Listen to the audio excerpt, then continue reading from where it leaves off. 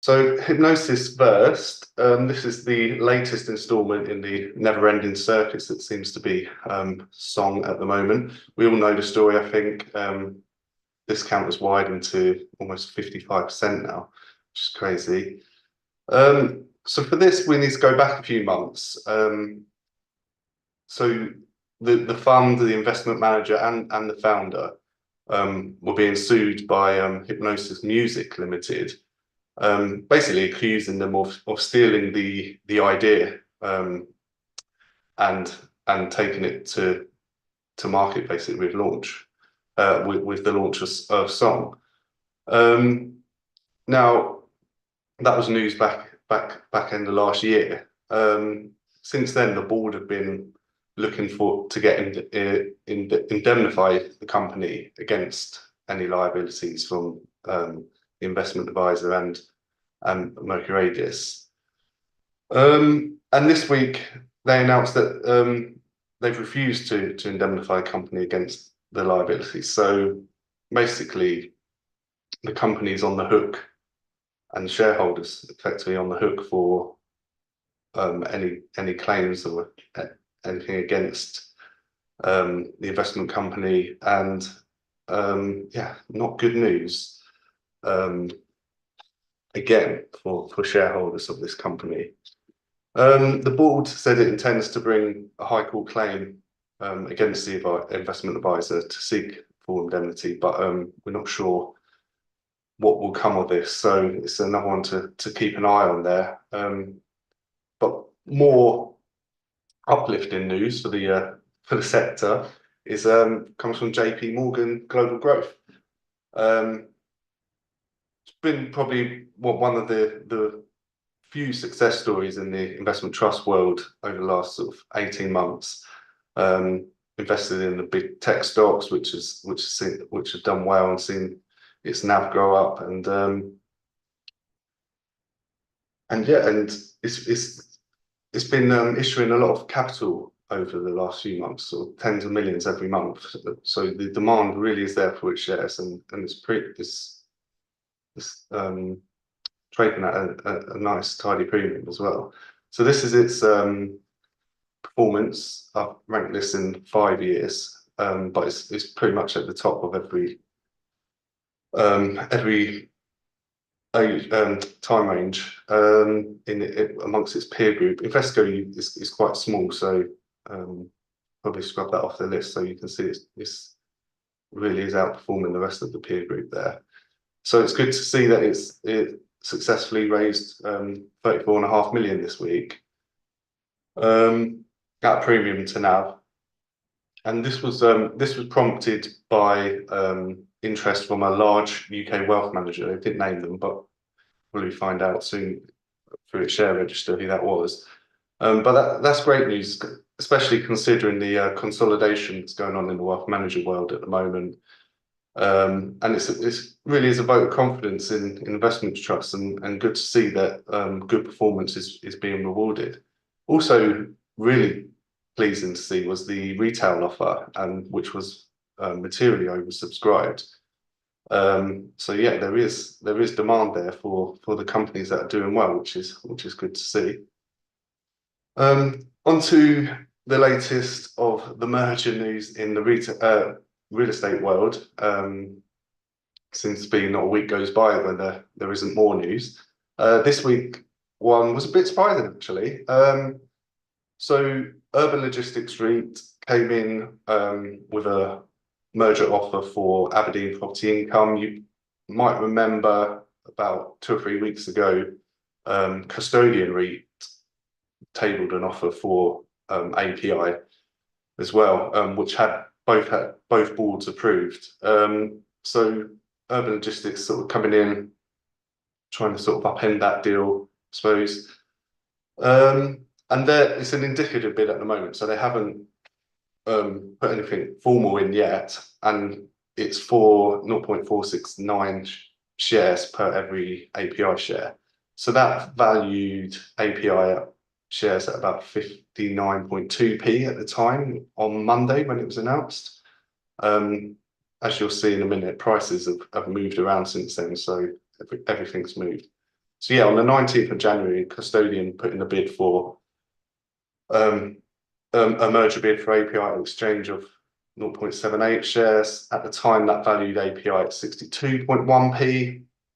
But since then, they had I think Andrew McHattie was on a couple of weeks ago talking about how massively their share price dropped after that announcement. And then beginning of this week, when Urban Logistics announced its merger proposal, it dropped. The implied price for API dropped about 52.4p. But since then, things have moved around. As you can see here, this is Shed's share price. After the announcement, it dropped off massively. This is Custodians. Obviously, here you see it dropped off massively after it put in the bid, but then this week spiked up again as Shed's bid came in, and maybe investors thought this was good news, that maybe the API deal was off for them, and it sort of shot up again. But the effect that's had actually is can be seen here. So Custodian's bid now values API more than Urban Logistics bid, with the price movements over the week. But both are still massive discounts to API's NAV. Now they haven't updated their NAV for the end of the year. So this is an estimate of around 78, 79p is what we think it is at the moment. So, but that's still a sort of 28 to 30% discount, which is huge. And I'm an API shareholder, still have to take that on board and see they'd like to stomach that really. So what should shareholders do? Well, first of all, let's look at, so both API and Custodian have adjourned their shareholder meetings to give Shed time to do due diligence. They've now been given until 13th of March to make their intentions known on what they're going to do with any offer for API. So, I mean, for shareholders of API, they've just got to consider really what they want. I'm assuming that they bought into API because they like the diversified nature of the portfolio, and if that's the case, then a merger with Custodian would suit the complementary portfolios.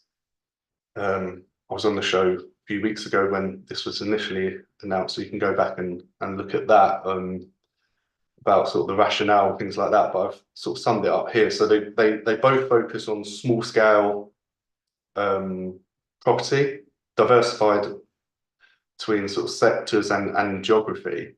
And they're looking at sort of like the below institutional quality or size stuff where they think they could take advantage of mispricing and things like that. And there's the sort of combined portfolio at the bottom there. So pretty similar to what both are doing at the moment. And it would just be sort of continuity, much more bigger portfolio, about 1 billion, some much bigger scale, cost efficiency and things like that. I was surprised that Custodian's shareholders and their share price came down so much after the initial announcement, because in my mind it's quite a good marriage, and there we go. And then with Urban Logistics and API, not complementary portfolios at all really. API does have, like we just saw, quite a big industrial portfolio and logistics portfolio as well, which obviously Urban Logistics will hang on to, I assume. And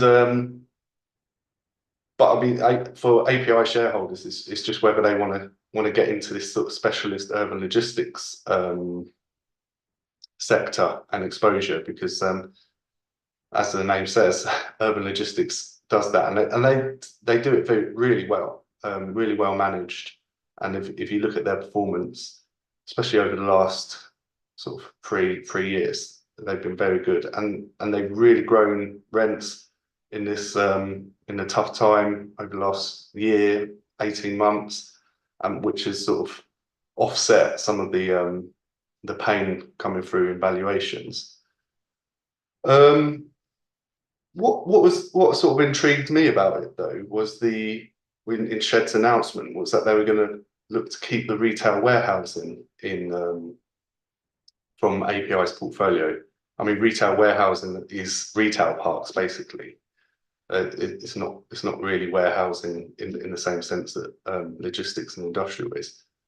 So that obviously are moving away from their sort of specialist themes, and it wouldn't surprise me if they were looking at those assets as sort of redevelopment play. And obviously, retail parks are located very close to sort of town centres and city centres that they'd be perfect for urban logistics sheds. So that's one interesting point. And they say about 9% of the combined portfolio would fall outside logistics and retail warehousing. So that will give it about sort of 130 million once they sell all that stuff off to grow, maybe to plough into development when the time's right, when the market's right, or maybe to purchase more urban logistics at decent prices as we go forward. So we'll see what happens there.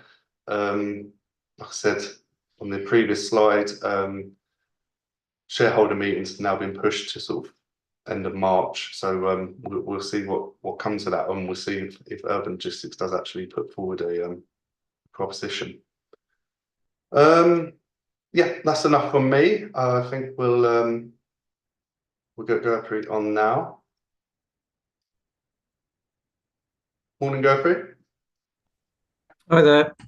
How are you doing? Yes, very well, thanks. Good. Thank you for joining us today. Excited to hear about the market and what you've got to say. Great. So, no, thank you for the invite. No, all good. So, should we do what we usually do? Give you sort of 10 minutes just to run through what the fund does, and then we'll get questions. Yeah, great stuff. Thank you all, and hi everyone listening in. My name's Gurpreet Gujral. I'm a managing director at Atrato Partners. I have been in the renewables industry for over 15 years. Previously, a director at Macquarie, where I was working within the investment team at the Green Investment Group, and joined Atrato about 3 years ago to help set up the renewable energy franchise. I'll first take you through a short presentation on the UK solar market, specifically focusing on commercial and industrial solar, which is I guess a new subsector within the renewable energy industry, and then open up to Q&A after that, if that's okay. Firstly, Atrato Onsite Energy is a client of Atrato Partners and is the leading UK commercial and industrial solar listed fund. The company has invested or committed £198 million into solar PV systems across 41 different assets in the UK.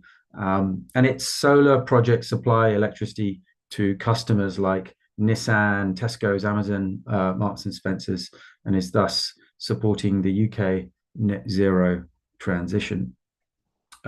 Just moving on to the next slide. Maybe firstly starting off with a few macro points. Look, there's 3 key drivers of the expected increase in demand for clean electricity, as well as just electricity in general. The first is corporate and national targets to reach net zero. Organizations, as I'm sure you all have seen, are increasingly setting themselves targets to decarbonize, and this is naturally increasing the demand for those corporates to procure clean energy directly. The second, and this is one of the great investment themes that's taking place today, is the electrification of transportation and heat. So we've all witnessed, I'm sure, the significant uptake in electric vehicles over the last 10 years, and that momentum is likely to continue. Moreover, the industry also expects a similar transition for heating appliances to move away from central boiler systems to heat pumps that are effectively powered by electricity. And the third driver of clean electricity is the energy security and affordability that it brings. Solar and wind assets can be generated locally, as I'm sure you all know, making the UK and other nations less reliant on the global markets of fossil fuels, and particularly the price of gas, which dictate the price of electricity in many countries, including the UK. And the improvement in the efficiencies of technologies like solar and wind now make them more economic than it ever has been, and in most cases are much more economic than traditional ways of generating electricity. Okay. Now, what does this mean in terms of money and investment required? Well, these drivers that I just mentioned underpin a significant increase in the investment required. £23 billion worth of investment is required to fund new solar assets in the UK to meet the target set by the UK government. Currently, the UK solar capacity is 16 gigawatts. That's one of the lowest actually in Europe.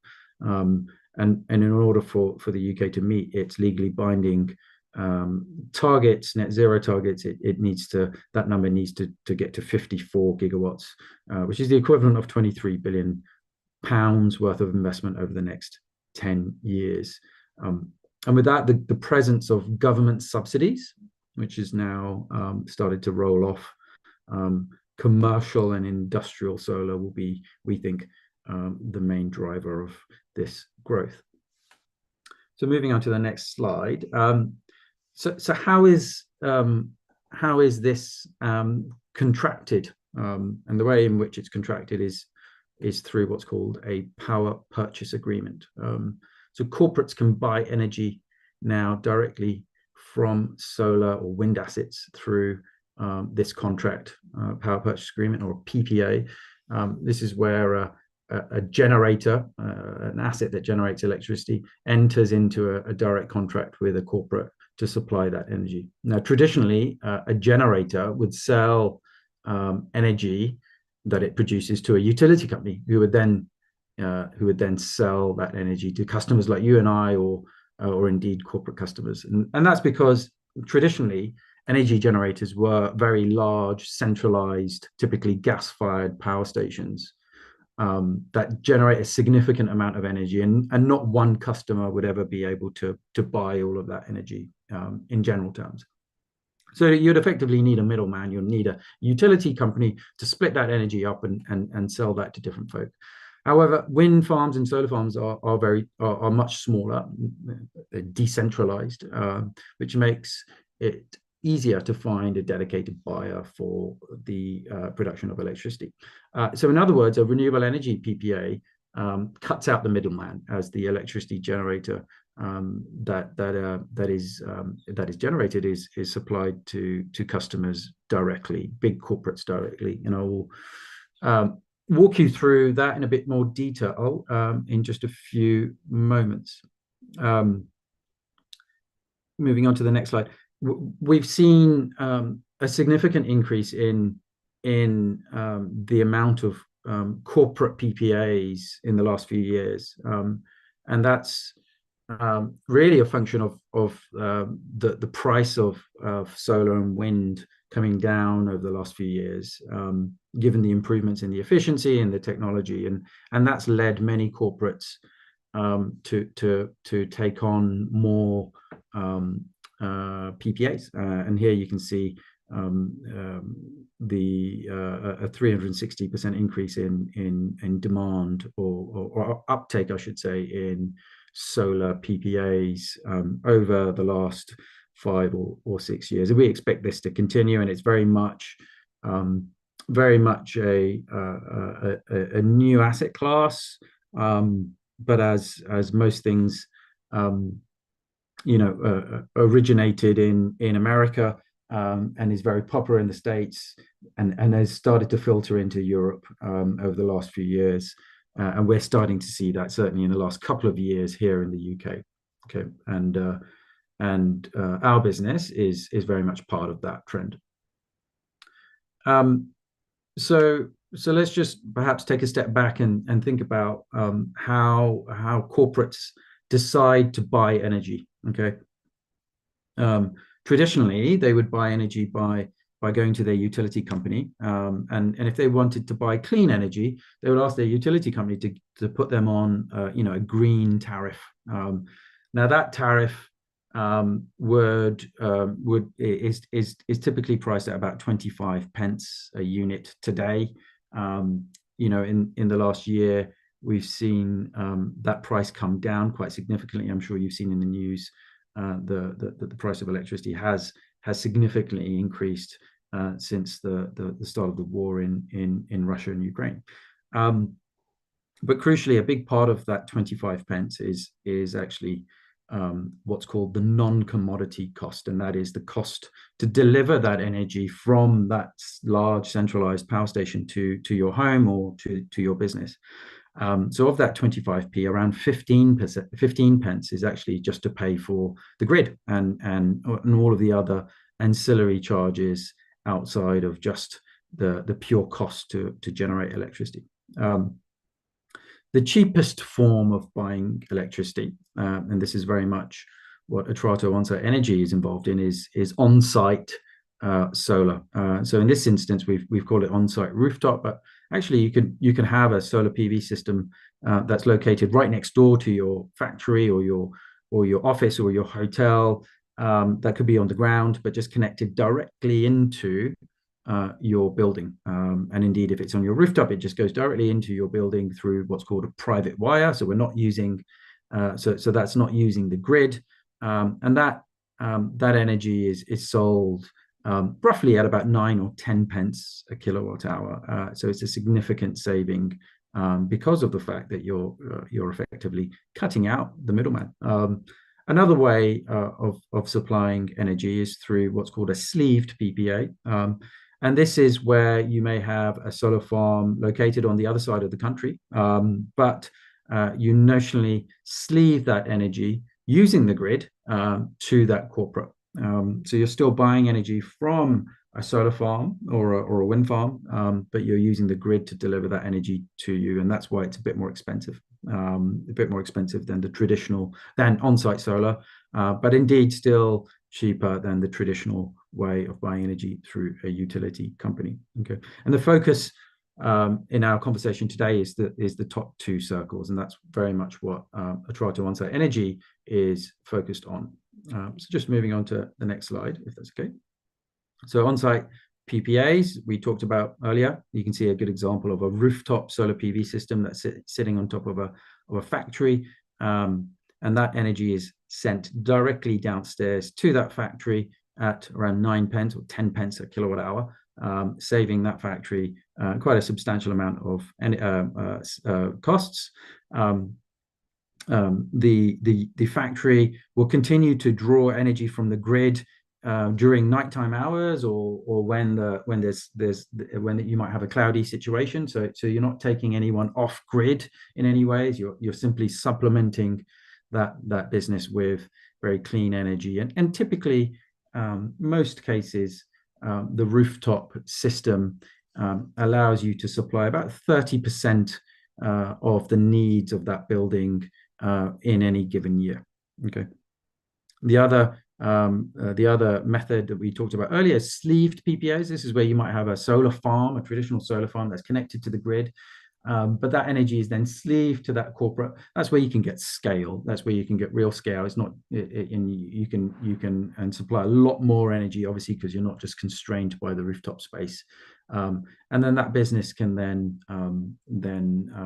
get more than 30% in many cases, nearly all of their energy from that solar farm. And what both situations mean is the customer is able to get long-term price certainty in procuring electricity. So you're not reliant on the price of gas and that volatility in the price of gas, which is obviously in many cases very much independent of your business, but can be quite risky. And And then you also have, a fully managed solution. And in the case of Atrato Onsite Energy, you're providing this energy through a PPA. And crucially, it means that the business doesn't have to put anything upfront in terms of costs. So all of the costs associated to the assets, the management of those assets, the maintenance of those assets, is all borne by Atrato Onsite Energy. And the quid pro quo is that the customer commits to a very long-term 20-year or 25-year PPA with Atrato Onsite Energy that underpins the original investment. Moving on to the next slide, you can see here that Atrato Onsite Energy has arranged PPAs with counterparties like Amazon, Marks and Spencers, Nissan, and Tesco, some of the biggest companies in the UK. And you can see the sort of broad nature of these assets, right across the country. And as I said earlier, the efficiency improvements that we've seen in the last 10 years in the technology in solar means that in the UK, right across, even all the way up from in Scotland, it is much more economic to procure energy via a solar panel than it is through traditional means. On to the next slide. Summarizing some of the benefits to corporates, I thought it was useful to go into detail here. I talked about the economic savings quite a lot through this presentation, but that is clearly one of the main reasons why corporates sign up to long-term PPAs. It's the fact that they don't have to invest any capital, and in most cases, most corporates aren't too interested in investing in energy generation systems. They're interested in their own business. And so for someone else to come in and fund that makes a lot of sense. And then they're quite happy to then commit to buying that energy from that system, even if that system's on your own rooftop, buying that energy for the next 20 years at that fixed price. That benefits the corporate because they know exactly how much they're going to be paying for electricity for the next 20 years. And obviously at that cheaper rate, but then it also benefits Atrato Onsite Energy because it has this really long-term, long income cash flow that's incredibly predictable. From an operational perspective, there's a huge amount of benefits. I talked about that fixed pricing earlier, but that's a real issue for most corporates, and they've really experienced that in the last 2 years. Since the war, where you've had quite significant volatility in energy prices, and that just comes out of the bottom line. That just comes out of your profits if electricity prices go up, and that's a big risk for corporates. And it's very difficult to hedge that risk through traditional means, and this is just one way of doing it. And then of course there's the ESG benefits. Having that green kudos of buying clean energy that's being generated on your rooftop, and that's fully traceable, goes a long way, and that resonates with all stakeholders of businesses, regardless of if you're a consumer-facing brand or a B2B business. That is now an important kind of work stream and project that many businesses are focused on, and this ticks clearly. It ticks a huge green kudos box for many corporates. And then finally, maybe we can just summarize. We've observed a substantial increase in the demand for electricity in the UK in recent years, but particularly clean electricity for the reasons that I talked about at the top of the presentation. Corporates are facing clean energy requirements and are looking to decarbonize.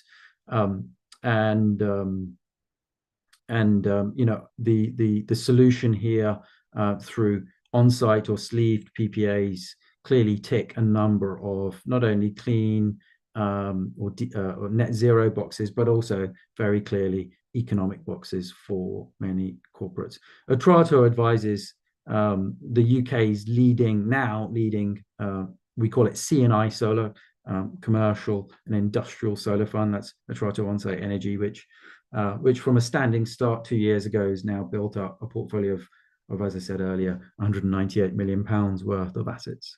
And then finally, as mentioned earlier a couple of times, corporates receive numerous economic and operational benefits for entering into these types of PPA solutions, making it in many cases a really compelling case for those businesses. I'll stop there if that's okay, and perhaps take some questions. Great, that's really interesting. Cool. Thanks. Yeah, questions have been coming through thick and fast, so we'll just crack straight into them, I think. Yeah. So cash flows of the company, how have they changed over the last few years in light of the power prices and demand for renewable energy? So Atrato Onsite Energy, we launched 2 years ago, and as we've been going through that sort of ramp up stage. Atrato Onsite Energy has been going through this ramp up stage of deploying capital. The results in January you may have seen show our sort of cash flow or the fund's cash flow profile, where the dividend cover for the fund is now at 1.4 times, even post the increase of the dividend in January of 10%. So there is strong cash flows that's underpinned by these long-term contracts that have been put in place over the last 2 years. So I think it's fair to say that we've grown the asset base significantly in that period, and now that the fund sits on that strong coverage, and is very much underpinned by these long-term contracts that I mentioned earlier. Yeah, no, that's interesting. So you talked about how you sort of growing there. Can you talk a bit more about the fund's pipeline and how you might look to sort of fund this? Yeah, absolutely.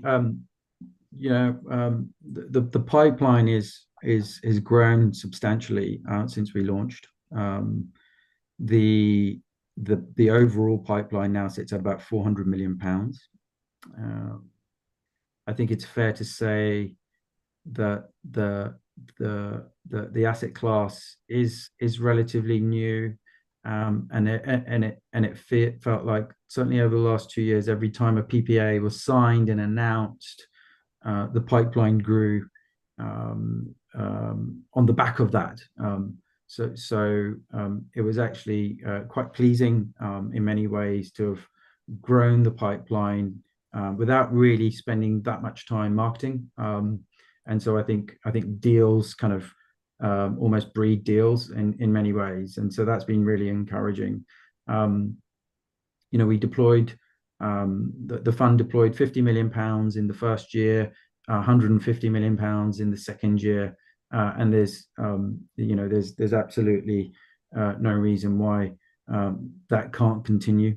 The fund has recently opened a new RCF with NatWest that has given it the capacity to continue deploying, and the fund will be using that capacity to continue to deploy into the pipeline.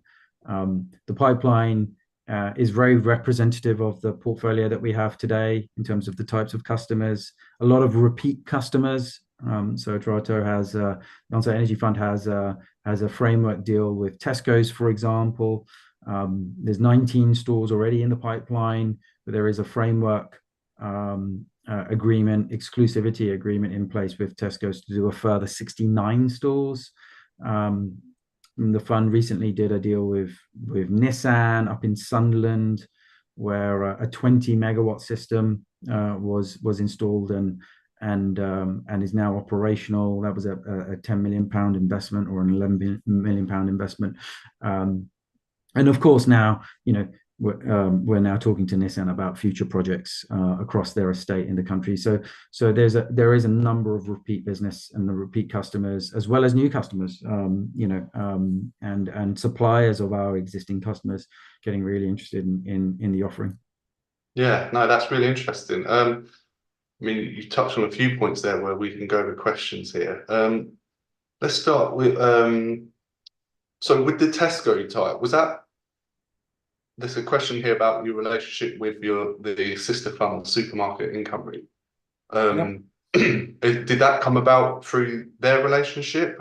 Do you leverage their relationship with their supermarket tenants to provide solar on their buildings? Is that Yeah, something? yeah, really good question. There certainly is a synergy there.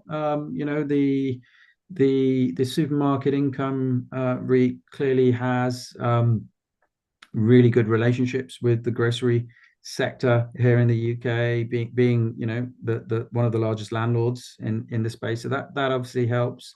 You know, the renewable energy team you know, also has relationships directly from our previous roles at Macquarie, for example. So yes, absolutely. The platform, the Atrato platform, you know, I guess provides that kind of access to these corporates, and it's of course helpful being a known entity amongst these businesses. You know, these are incredibly large businesses, and it certainly is helpful having you know that kind of name badge, because it just credentializes you when you walk into to meet the C-suite of a very large grocery business. That they know who you are, and it certainly makes it certainly helps with the relationship. Absolutely. Yeah, cool. And then I think you talked about there. Sorry, let's find the question again. So I think you talked before about recycling capital out of operational assets and into installation. Can you talk about the advantages of that and the benefits of installation over the operational? Yeah, absolutely. It's a really good question. You know, the fund has done both since launch, as in buy operational assets as well as develop and install new assets. The installation of new assets typically you know, generates a value uplift in terms of the portfolio, because you're originating a new deal, you know, by securing a new commitment to buy energy through the PPAs that I mentioned for 20 years, and then going through the process of installing panels on a roof, and then commissioning that site. You know, the value of that site on day one of operations, because of the contract that you have for the offtake, and because you've gone through that whole process of installing it, is clearly going to be higher than the value of the kit itself. Okay, and the fund experienced that in the last set of results. The fund saw a 20% increase in the value of those assets that were installed during the financial year. And so there's clearly a benefit to shareholders, not just from an income perspective, but from a value enhancement perspective on any new project that's originated and installed. And then on the operational side of things, you know, clearly when there is a project that is already operational, you know, spinning out cash flows immediately, that's priced attractively, that fits into the portfolio and provides synergies, then the fund will look at that as well. You know, there's no reason why the fund shouldn't look at that, particularly at the beginning, right? Particularly at the beginning when you're trying to limit cash drag. And so you know, I think the focus in the pipeline will certainly be on new assets. I think the vast majority of the pipeline is weighted towards new installation assets, which will ultimately deliver value uplifts. But nevertheless, you know, if there are operational assets that's reasonably priced, that's shareholder accretive, then clearly one should look at those as well. Yeah, cool.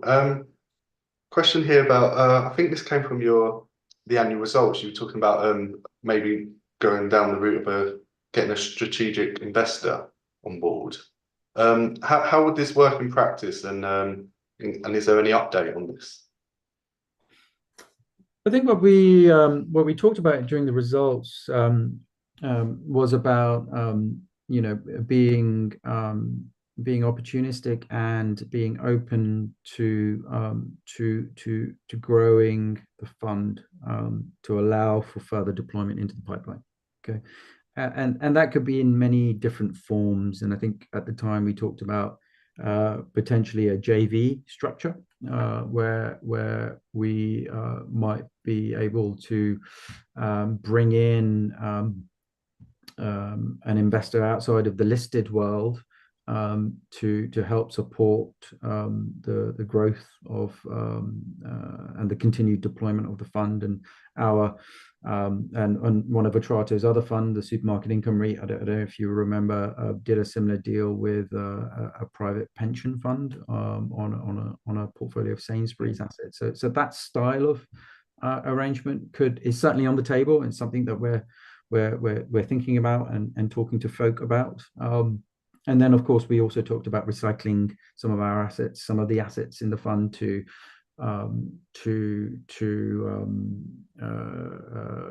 realize the NAV, as well as allow for an ability to deploy into the pipeline again. And I think both options are on the table. We're commercial. We're a commercial team, and the key thing here is trying to create shareholder value, but also to grow the fund, because there is clearly a strong pipeline and clearly a very strong demand for this solution that we're offering corporates. And given the capital markets and the way they are right now for investment trusts, we have to be flexible and creative about raising new capital. Yeah, no, absolutely. So you mentioned earlier about the credit facility with NatWest. Yep. Can you talk a bit more about that and about your sort of debt profile in general? Yes, sure. So our gearing ratio is currently at 33%. Part of that is an RCF that was initiated in the summer with NatWest. That was a £30 million RCF. With an accordion that could take it to £50 million, so effectively an extension of another £20 million. We're really pleased about that RCF. It's priced incredibly competitively at 1.3% over SONIA, which I think if you compare that to our peers in the market, is priced really well. And that is a function of the fund's contracted nature of cash flows. And so I think the equity community can take a lot of comfort in the way in which the debt community is valuing and pricing the cash flows of the fund. So that was really encouraging. We also have some project finance with Legal and General on one of the assets, which is worth about £45 million. That's priced at 2% all in, and fixed for the next 11 years. So again, another incredibly well-priced piece of debt. Most of our debt, I think about 73% of the fund's debt is fixed. And we have a bit more capacity. As I said earlier, our cap in terms of gearing is 40% as per the prospectus. So there is a bit of capacity there to deploy into our pipeline. Yeah, no, that's good. Cool. Couple of questions here on solar, and well, one is so obviously solar is only a partial solution because it is intermittent. Do you have any plans to go into other sort of green technologies or anything like that? Yeah. Um, so yes, it is a partial solution in the sense that solar will generate clearly when there is light. Okay, so it's not just about direct sunshine, but it's about illumination. It's about light, and obviously there's parts of the day where you don't have light. So it's not ever going to be the only solution. As I said earlier, the fund strategy is not to take customers off grid. They continue to be connected to the grid and continue to get supplied from the grid in those times that the panels can't supply. So yes, it's a partial solution, but it's still an effective solution in that the energy that is supplied is clearly clean, one, and two, competitively priced.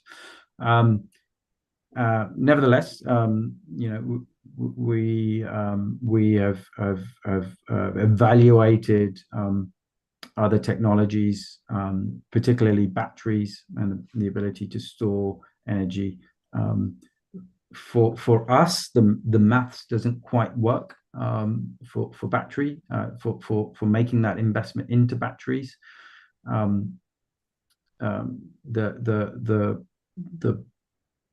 The energy that's generated by solar is typically consumed instantaneously by that factory or by that warehouse, and so there isn't much excess energy to store in a battery in this type of solution, and so the requirement or the use of quite an expensive piece of kit, an installation of a battery would nearly double the capex, not quite double, but nearly double the capex of a rooftop solar PV system, and so it just doesn't make economic sense for the fund to do that, because the usage won't be there. One day it might, and we're continuously evaluating that and continuously doing the maths, but as prices stand today, it doesn't make sense. Batteries today are typically commercialized in a very different way. Batteries today are typically commercialized through trading, and that is a much more volatile, much more merchant business model, in that every day when in periods of the day you have cheap electricity coming through the grid, you charge up your battery, and then you sell that electricity when the price of electricity is expensive. You can't contract that type of arbitrage. That's just an arbitrage that takes place, and you're obviously relying on those cheap times and those peak times or expensive times. That's not the business model of Atrato Onsite Energy. Atrato Onsite Energy is about long-term offtake arrangements where you have visibility over revenues for the next 10, 11 years, that give surety over dividends, and can provide that stable yield, as opposed to daily trading of intraday energy prices. That makes sense. Do you, would you look outside of the UK? So the Atrato Onsite Energy's mandate is primarily UK and Ireland. So would certainly look at Ireland. There are a couple of projects in our pipeline in the Republic of Ireland, and so that's definitely a place that we'll have activity on, and of course a lot of the customers in the fund already have a footprint in Ireland, and so that's just a natural step. There is the capability to go into I think a portion of the fund, capped at 20%, can go into OECD countries, OECD markets.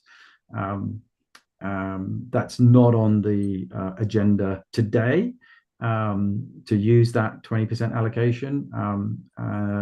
However, some of our customers, like Tesco's, for example, have a footprint in some of those countries, and of course, if they ask us to evaluate those markets, we certainly will.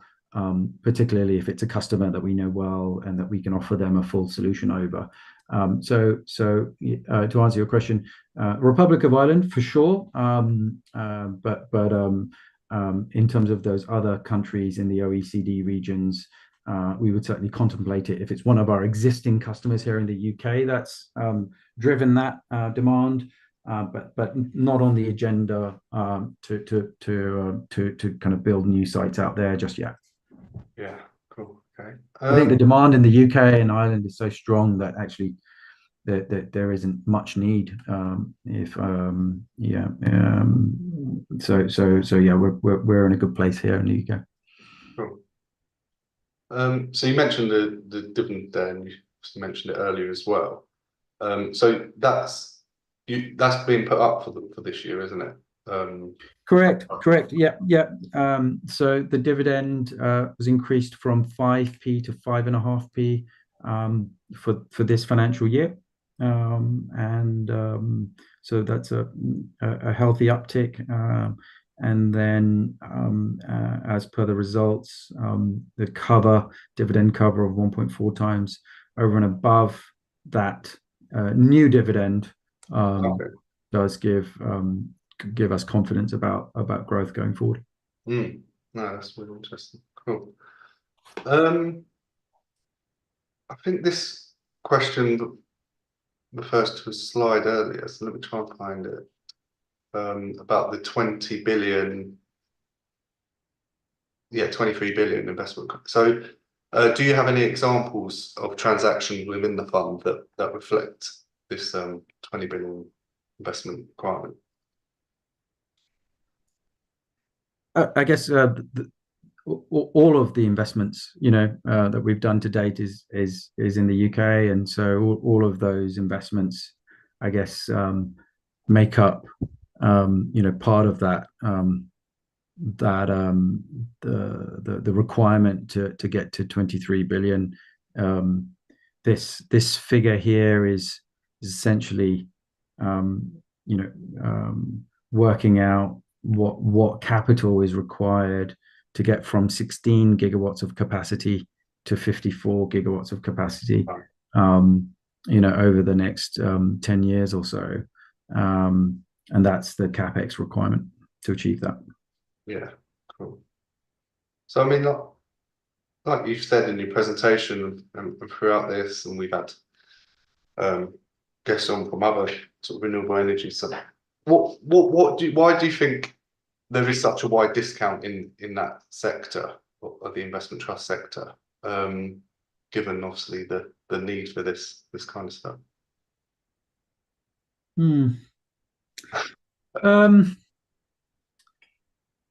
Look, it's important that firstly, what I say isn't perceived as advice of any sort, right? So this is just my view, but clearly, there is a correlation to the share price of the sector in general with the movements in the risk-free rate in the government bond yield, and that can't be denied, right? The correlation is too strong, and I think it's fair to say in the last couple of years, well, probably the last year, I should say, we have seen an increase in the risk-free rate. We have seen the increase in government bond yields, and that has affected the appetite and demand for investment trusts in general, not just in the renewable space. And so I think that is probably the biggest factor. Yeah, I'd say that's the biggest factor in this kind of environment. So do you think, I don't want to do any sort of future gazing or anything here, but what do you think will spark a turnaround in investor sentiment then? Do you think when interest rates start to sort of come down, or what's your thoughts? Yeah, look, and this is probably true for all equities, not just investment trusts. clearly, it is a cyclical dynamic, right? Things don't stay the same forever. And one clear data point here is inflation levels, and that seems to be dictating sentiment over the risk-free rate. Yeah, no, cool. Okay, well, I think we've got through all the questions there. So yeah, thank you for coming on. Very informative and enlightening as always. So yeah, all the best. Cool. So that just leaves me to wrap up and tell you who we got on next week. So Charles Gillings from Utilico Emerging Markets will be on, and Andrew McCarthy will be on for his sort of monthly roundup of February. Should be interesting. You can see there we've got sort of full roster of guests coming on. Interestingly though, at the end of March, 22nd of March, we're doing our first quarterly panel, which will be like this show, but we'll have a panel of three guests discussing sort of trend each quarter. This time it's going to be on Has the Tide Turned? So if you go onto our website, you get details of that panel and who's on it and the discussion themes and things like that. We'll break for Easter and then we'll be back with Life Science Read. So yeah, thanks a lot for tuning in, and see you soon.